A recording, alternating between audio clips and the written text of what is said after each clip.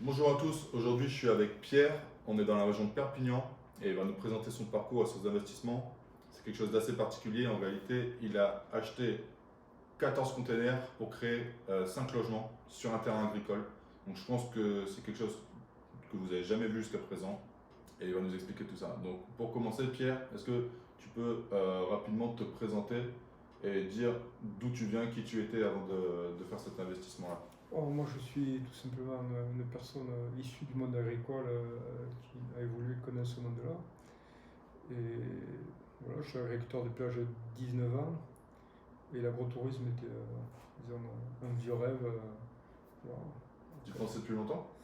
Ça a toujours été, au départ, quand on s'endette pour monter agriculteur, c'est plutôt l'achat de terre, les plantations, tout ça, qui bloque un peu l'endettement. Et je me disais, à un moment ou un autre, je me libérerai pour pouvoir me lancer dans l'agrotourisme. Bon, c'est arrivé un peu tard, mais je suis arrivé. Donc c'est arrivé à la cinquantaine que j'ai pu me libérer de tous les autres endettements pour me lancer dans l'agrotourisme. Voilà. Ok. Et donc, du coup, tu me disais que en tant qu'agriculteur, du coup, tu cultivais 4 cultures différentes. Ouais. Alors, jusqu'à l'âge de 40 ans, j'étais dans la monoculture de la vigne. Ok. Et à l'âge de quarantaine, j'en avais à la casquette de tout le temps faire la même chose. Je me suis diversifié sur l'olivier, la vigne, le figuier, le grenadier et un peu la figue de Barbarie.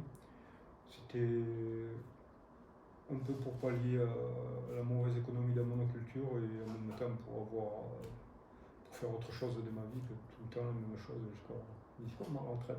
Je n'arrivais pas à le concevoir comme ça. Ok. Et économiquement, tu me disais que malgré le fait de s'être diversifié sur plusieurs cultures, tu avais quand même des grosses variations. Alors, le fait de s'être diversifié sur les cultures, c'est très positif malgré tout, mais on est quand même confronté aux sécheresses, aux aléas climatiques, aux méventes des fois.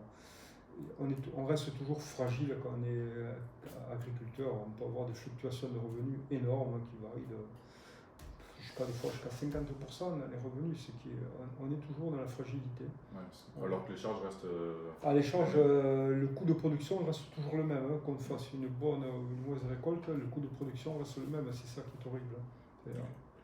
Et donc là, du coup, tu es parti sur un investissement immobilier qui est plutôt un gros projet et qui t'a permis, là maintenant, la situation économique, tu me disais que c'est que tu es. J'ai jamais eu une situation économique aussi confortable, ne plus être découvert, d'avoir des revenus très réguliers, chose que je ne m'y attendais pas.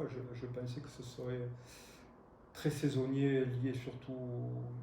J'avais une vision du tourisme assez réduite. Je pensais que c'était du printemps jusqu'à l'automne. Et en fait, je viens de réaliser qu'on est un département qui est très visité. Et j'arrive à travailler, pour essayer de dire, 12 mois sur 12. Le plus, c'est du printemps à l'automne. Mais pendant l'hiver, j'ai régulièrement, dès qu'il y a des week-ends prolongés, des fêtes, on s'aperçoit que les gens maintenant circulent à coup de 2, 3 jours, les gens se déplacent. Et nous, on a choisi cette optique de louer souvent 1, 2 nuits sans problème. Ça fonctionne plutôt bien. Et là, d'ailleurs, on est au mois de décembre. Ouais. Et c'est maintenant qu'on est venu ici. Donc, et tous les gîtes sont pleins. Et, voilà. Et chaque année, c'est toujours une bonne surprise. Et il fait très beau. Ouais, voilà. Et surtout, cette façon dont les gens se déplacent a énormément changé en 20 ans. C'est vrai. Ouais. C'est vrai, les courts séjours maintenant. Les courts séjours fonctionnent très très bien. Voilà. Du coup, est-ce que tu me disais, c'est un truc assez intéressant, tu me disais du coup que tu as moins de saisonnalité en fait sur la location saisonnière que sur l'agriculture. L'agriculture, c'est assez particulier. On récolte et après on vend, on ne vend pas, on nous paye pas. Ça c'est très complexe, peu de gens peuvent arriver à le comprendre. Tandis que là, moi j'avais tablé sur mai, juin, de mai à août où je rentrerai des revenus et c'est pas du tout le cas. En fait, on rentre des revenus régulièrement pour ainsi dire toute l'année. C'est sûr que c'est moins important l'hiver que l'été, mais même l'hiver, on arrive à rentrer des revenus et ça a été une bonne surprise parce qu'on n'avait pas du tout tablé dessus. Est-ce que tu sais nous dire combien tu fais de chiffre d'affaires sur une année avec tes 4 logements en Airbnb?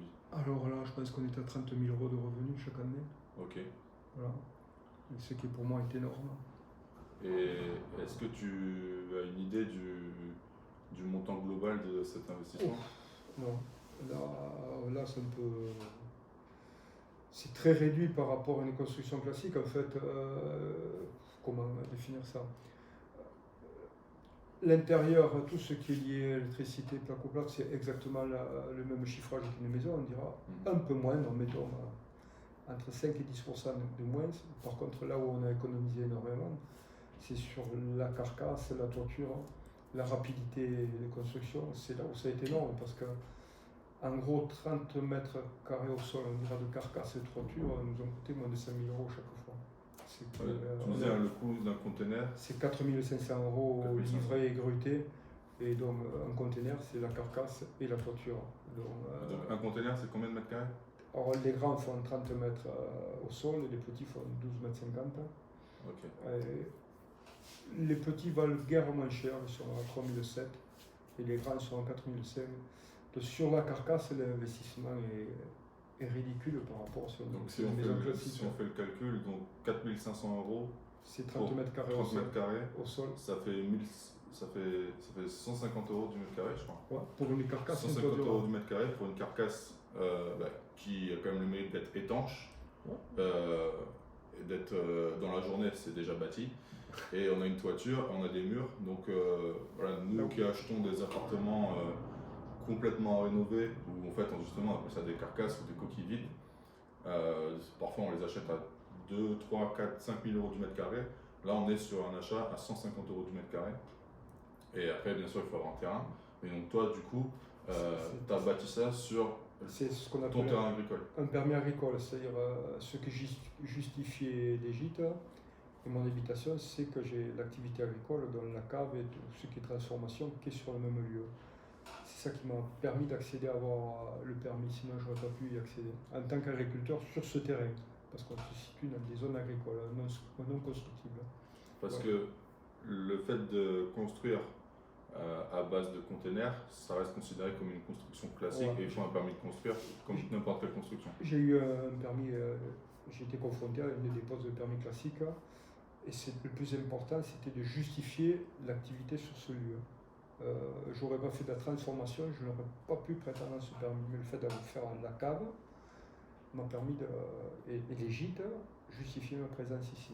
Et la transformation, tu le faisais déjà auparavant ou du coup? Oui, dans un autre lieu. J'avais l'exploitation ici et j'avais une cave et une habitation sur un autre lieu. Donc quand on parle de transformation, en fait, on parle de transformer le raisin en vin. Voilà, le vin, faire du jus, tout ce qui est transformation de figues, de grenades, tout se fait ici.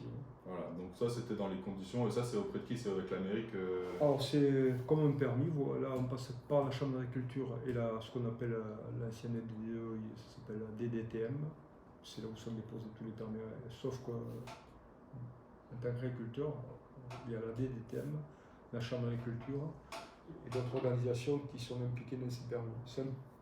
Souvent, c'est plus laborieux qu'un permis classique. Ok, mais tu nous confirmes que c'est possible, contrairement à ce que beaucoup pourraient penser, de construire, et même pour investir, faire de la location saisonnière, sur un terrain agricole. Mais bien sûr, il y a des conditions, ça reste un terrain agricole. Il faut, je crois que tu nous disais que l'activité agricole représente plus de 50% du chiffre d'affaires. Il faut que l'activité agricole représente plus de 50% du chiffre d'affaires, ce qui est le cas aujourd'hui. Ok. Voilà. Donc, sachant que même si l'activité agricole représente 50% du chiffre d'affaires, ne représente pas 50% du bénéfice, j'imagine. Ben non, le chiffre, entre le chiffre d'affaires et le bénéfice, des fois, ça se résume à 10 ou 15% de bénéfice sur un chiffre d'affaires. C'est ça. Ouais, c'est minable. Vraiment, le coût de production est énorme dans une exploitation agricole, ce qui n'est pas le cas des gîtes. Du coup, oui, toi, du coup, en termes de revenus, je n'en cache pas. Tu as fait fois. Je revis. Moi, je dis, j'ai une vraie vie financière maintenant. Je m'aperçois que, comme beaucoup d'agriculteurs, j'ai passé ma vie à tirer le diable par la queue. Bon, c'est une façon être agriculteur, c'est une façon de vivre, mais quand on accède d'un seul coup un confort financier, on a l'impression qu'on est passé à côté de quelque chose. C'est dommage de ne pas l'avoir fait plus tôt. Ouais, peut-être que j'étais pas prêt tout simplement. Et souvent, je pense que les agriculteurs ont on s'enferme dans un métier, on a une mauvaise connaissance du monde, des possibilités en fait qu'on a de faire. Souvent ici dans ce département, on voit les gens qui ont des gîtes, tout ça, c'est des gens qui qui ne sont pas du milieu agricole. Nous, on est un peu enfermés dans notre boulot. Toi, tu es un peu une exception dans ce milieu. Alors, je dirais, je fais partie du monde ancien, pas des nouveaux arrivants agriculteurs. Très peu ont des gîtes, voire pas du tout. Les quelques-uns qui ont des gîtes, c'est souvent des gens qui sont issus de notre métier, qui sont installés agriculteurs, qui ont de suite compris que pour s'en sortir plutôt confortablement, il fallait miser sur le tourisme. Voilà. Ok. Et tu me disais aussi que toi, tu passais quasi exclusivement par Airbnb. Alors là aussi, nous on utilisait un peu Airbnb quand on sortait. J'étais allé voir les organismes classiques comme Gîtes de France, tout ça. Franchement, je vais être honnête, j'ai halluciné leurs exigences et leurs prétentions par rapport à eux, ce qu'ils m'apportaient. Et je suis presque persuadé que c'est quelque chose qui fonctionne très mal, alors qu'Airbnb, je trouve ça fantastique, moi. Il n'y a pas de relation d'argent avec les gens. Il y a une vision qui est énorme, qui est plus que nationale, la vision est internationale. Et le fait de ne plus avoir de relation avec les gens, d'avoir les commentaires des gens où ils sont passés ailleurs, ça nous met à l'abri de beaucoup de choses. Donc, moi, en 5 ans de location, je dirais que j'ai été confronté 2 fois à 2 petits soucis qui sont ridicules. Oui, c'est ce que je dis souvent. Les gens me disent ouais, mais t'as pas peur qu'on t'abîme des trucs et tout. Je Je ne veux pas dire que ça arrive jamais, mais quand ça arrive, c'est tellement rare et c'est tellement minime que ça nous impacte pas vraiment. Même ces 2 soucis où j'ai pas eu de dégâts dans les appartements, c'était des histoires relationnelles, ça s'est mal passé.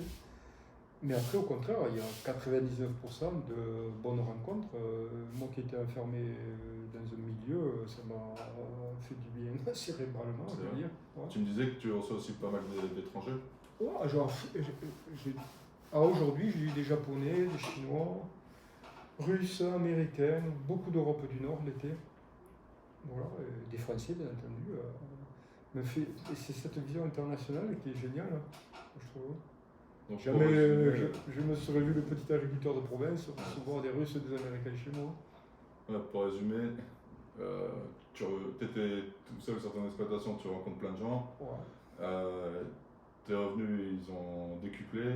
Oui, mon bénéfice, j'ai droit maintenant, j'arrive à avoir un revenu décent tous les mois, toute l'année, chose que je n'avais pas tout le temps. Et est-ce que tu verrais un point négatif à cet investissement-là? Zéro. Le point négatif, c'est que je l'ai fait à 50 ans, j'aurais dû le faire à 40 ans. Voilà. Bon. Et donc après, d'un point de vue plutôt administratif, la question que je me posais, c'est est-ce que tu avais une société pour tes activités agricoles et tu en as créé une autre? Comment ça s'est passé à ce niveau-là? Aujourd'hui, non, puisque je ne dépasse pas ces 50% de mon chiffre d'affaires, donc ça reste sur l'exploitation. Donc je suis un nom propre. Avec ma femme, elle a notre boulot, on est mariés sous contrat, donc c'est vraiment lié à l'exploitation. Après, on ne sait pas ce que ça va devenir dans les années à venir. Peut-être que je ferai une société. Aujourd'hui, je suis incapable de me projeter. Pour le moment, je vais rester comme ça en nom propre sur l'exploitation, ça fonctionne plutôt bien. Après, on ne peut pas dire demain je devrais passer sous une autre forme, ça je suis incapable de le dire. Mais aujourd'hui, le fait d'être en nom propre et que ça fonctionne très bien par rapport au chiffre d'affaires à l'exploitation, je préfère rester comme ça. Je voulais aussi te demander du coup par rapport à la construction dans des containers. Je ne sais pas si tu avais déjà fait des constructions classiques auparavant, mais est-ce que tu aurais, je sais pas, peut-être quelques conseils à donner sur des choses qui sont particulières à la construction en container? Je pense que ça peut en intéresser plus d'un. Si tu as 2-3 petits conseils, des erreurs que tu as faites peut-être que tu recommanderais de ne pas reproduire ou je sais pas. Alors, je dirais la particularité d'ici, c'est qu'il ne pleut pas beaucoup. Donc, je ne connais pas dans une région humide comment le métal se comporte, ça je ne peux pas me permettre de dire. Moi je pense que c'est très facile à faire en fait. Nous, on avait rénové plusieurs maisons dans notre vieille ferme. Chaque fois, on achetait, on rénovait. Ça nous a permis de nous agrandir comme ça. On avait quand même quelques connaissances au niveau de faire des travaux, mais pas plus que ça non plus. Là, ça a été un peu la surprise, mais plutôt bonne, parce que c'est allé assez simplement. Les points, c'est l'étanchéité, c'est-à-dire chaque fois qu'on fait une découpe, c'est d'avoir quelqu'un vraiment fiable au niveau de l'étanchéité de toutes les découpes et de prévoir l'écoulement des eaux sur les toitures. C'est la particularité d'un conteneur, c'est la façon dont l'eau s'écoule. Mais nous on a choisi tout le temps des solutions assez simples pour permettre que l'écoulement des eaux se fasse facilement. Voilà. Ok. Et juste, je voulais revenir sur les délais. Donc là, tu en avais parlé hier, donc la construction de 5 logements en partant de zéro, combien de temps ça a pris? Alors, la totalité, tous les logements, la cave, il y a 2 petits hangars, ça a été fait avec. Jamais j'aurais cru que ça allait aussi vite. Avec 10 mois, on avait tout fait. Et sur ces 10 mois, il y avait des coupures. On n'a pas travaillé avec des grosses entreprises, on a travaillé qu'avec des auto-entrepreneurs et des artisans de village, tout simplement. Et on disait toujours la solution la plus simple. Et 10 mois après, tout était équipé, logé. Et ça s'est bien passé, mais nous, on a travaillé qu'avec des gens qui n'avaient pas d'employés, qui travaillaient tout seuls. Ça a été fantastique. Donc, avec des grosses sociétés, des grosses équipes, ça aurait pu aller encore plus vite. Peut-être, ouais. Et moi, je trouve que ça s'est passé très très bien. En fait, on a pris un groupe d'artisans qui avaient l'habitude de travailler ensemble. Et ils ont enchaîné tout. Et pour eux aussi, c'était une surprise de travailler dans des containers. Mais nous, notre réflexion, c'était toujours la solution la plus simple et la meilleure. Pas des trucs à biscotter. Et ça a fonctionné très très bien comme ça. Voilà, en fait, il n'y a rien d'extraordinaire dans la construction. Ok, et au niveau, ça c'était une question que j'avais, au niveau des autorisations, etc., parce qu'on sait que l'administration en France est toujours un peu compliquée. Comment ça s'est passé? Est-ce que tu as été retardé longtemps par eux? Alors, l'instruction de permis, oui, on a eu 3 refus de permis. Ok. Mais on l'a eu à la 4e fois. Et après, quand même, on sent une ouverture d'esprit. C'est parce que, quand même, on avait le soutien de la mairie. Je pense que jamais, il y a 20 ans en arrière, jamais un maire n'aurait soutenu un projet pareil. Le maire nous soutenait à fond. La Chambre d'agriculture, bizarrement, aussi nous soutenait. Les refus étaient liés vraiment à des choses bêtes qui ont été réglées à force de discussion. Et depuis qu'on est installé, on voit régulièrement des gens qui viennent chez nous loger quelques jours pour s'entreprendre des choses équivalentes, mais j'ai jamais eu de retour, savoir si ça aboutit, tout ça. Mais on voit quand même de plus en plus des constructions, des toits terrasses, des constructions particulières. Je pense que l'évolution de la construction fait que les esprits s'ouvrent. Et du coup, l'instruction du permis, ça a pris combien de temps? Ça a été plus long que la construction elle-même, 1 an d'instruction. Un an? Ouais, les 4, ça a été à la 4e à chaque fois, 3 mois d'instruction de permis, donc il nous a fallu 1 an pour avoir le permis. Okay. Ça a été plus laborieux que la construction elle-même. Et ça, je trouve ça assez inspirant parce que depuis tout à l'heure, tu nous dis que la gestion des appartements, la construction, tout s'est fait assez simplement, facilement. Après, ça relativisé, c'est quand même quelqu'un qui a l'habitude de travailler dur. Donc je pense qu'à côté de l'agriculture, tout paraît aussi assez simple. De gérer des logements et des arrivées, je veux dire, c'est plutôt jouissif par rapport à passer des journées sur un tracteur ou des journées à travailler dans les mauvaises conditions. Non, presque je dirais qu'on en deviendrait fainéant, mais pas loin. Dans ma vie, j'ai gagné rarement aussi d'argent aussi facilement. C'est clair. Et du coup, moi, c'est sur quoi je voulais te féliciter, et c'est sur quoi je voulais aussi vous alerter, c'est que, vous voyez, il a quand même eu 3 refus de permis de construire, et c'est à la 4e demande qu'il a eu un accord. Donc, on a des refus, on a des difficultés, même quand quelqu'un raconte une histoire qui a l'air de tout s'est bien passé, en creusant, il y a toujours des difficultés. Donc, quand vous avez des difficultés, ne vous affolez pas, ne vous inquiétez pas. Vous restez focus sur votre objectif, et avec persistance, on finit par obtenir ce qu'on veut, même si ça prend plus de temps que prévu. Est-ce que je pense qu'on a abordé un petit peu tout, je ne vais pas te retenir plus longtemps. Est-ce que tu aurais un mot de la fin pour les gens qui vont regarder cette vidéo?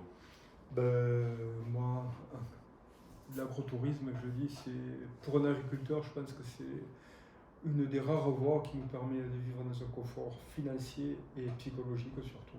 Voilà, c'est vraiment passer à côté de sa vie. Moi, je dis un agriculteur qui ne pratique pas l'agrotourisme, je pense que c'est. Et le pratiquer sérieusement, pas le faire ça juste dire ah, un peu d'agrotourisme en plus, non, de vraiment miser dessus. Je pense que c'est. Les gens sont friands de venir chez un agriculteur. Voilà. Ouais, une particularité aussi de Pierre, on en parlait hier, c'est que contrairement à beaucoup de personnes qui font de la location en zone rurale, il a vraiment fait une décoration moderne, vous allez le voir dans les différentes prises de vue.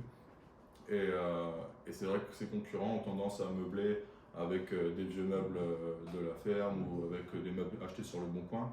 Et là, il a vraiment eu la démarche de faire un truc qui attire en fait les voyageurs. Et c'est vrai, voilà, il faut faire les choses bien, ça je le dis toujours, nous on est un peu comment dire, les défenseurs de la location pour durée haut de gamme. Donc encore une fois, là ça a payé. Et c'est vrai que c'est assez inspirant, puisque le milieu de l'agriculture, je sais qu'il y a énormément de difficultés. Et là, il nous présente une solution qui peut apporter beaucoup de confort en fait, aux agriculteurs. Je pense que c'est tout pour cette vidéo. Ok, si vous voulez retrouver Pierre, bon, il a pas de, je pense qu'il n'a pas de blog ou quoi que ce soit, Non. mais si vous voulez venir le Reste rencontrer, agriculteur. on va mettre le lien de ses annonces même dans la description de la vidéo. Et je vous invite à venir séjourner chez lui, à le rencontrer, il est super sympa. Le terrain est magnifique, on est au milieu des champs d'oliviers, dans une région qui est toujours ensoleillée. Donc voilà. Merci beaucoup Pierre. Avec un grand plaisir.